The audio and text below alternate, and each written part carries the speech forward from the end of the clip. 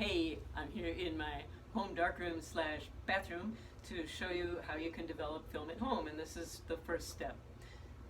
So you need, first of all, to know what volume your tank requires, because what we're going to do is custom make a couple of containers to go with the one you've been sent home with, which also have measuring marks on them.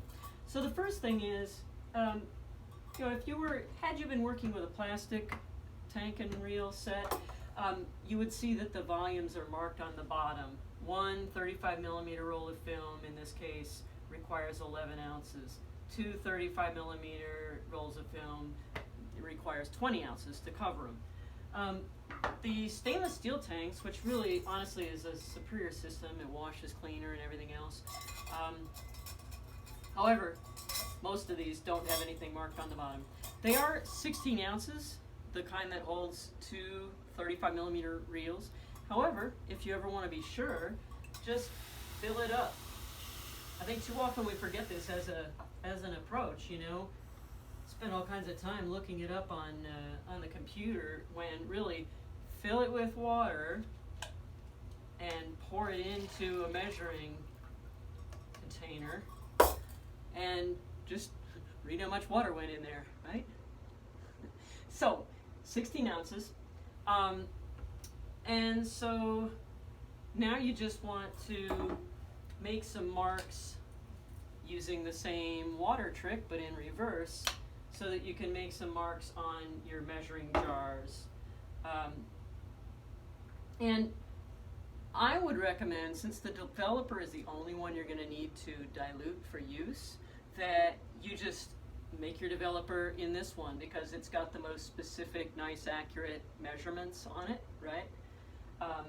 And then use the other ones for the stop bath and the fixer, okay? So I'm going to make sure this really is right at 16 here. Just give it a little tiny bit of extra, can't hurt. Pour that in, and let's see, so I have put that where you can see. And then I'm just going to get down so my eye level is even with the water level, and make a line, just like that.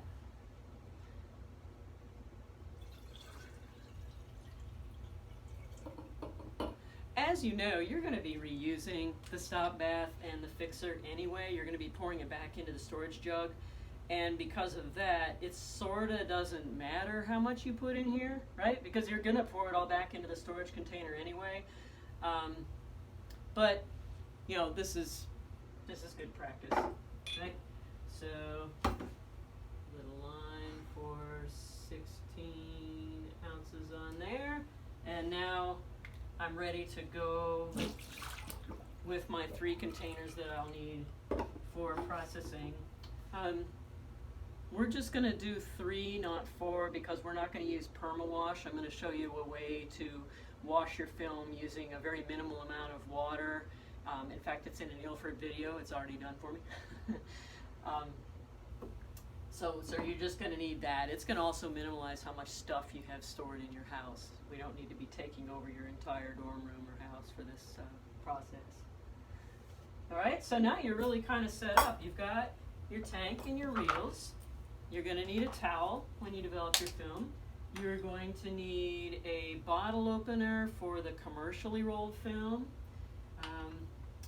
And then the other thing, if you have one, most of you young folk do, is a hairdryer is really, really great for making absolute sure that your reels are dry, all your equipment is dry before you start using it. So I would dry it off with a towel first and then hit it with the hairdryer. And since you are working at home in your bathrooms, you probably have one around. And then the other thing you'll need is a pair of scissors. You'll have this all on your handout, a list of things, but that and a place for running water and a shower stall to hang stuff up in, and you are good to go. That's really all you need. See you in the next video.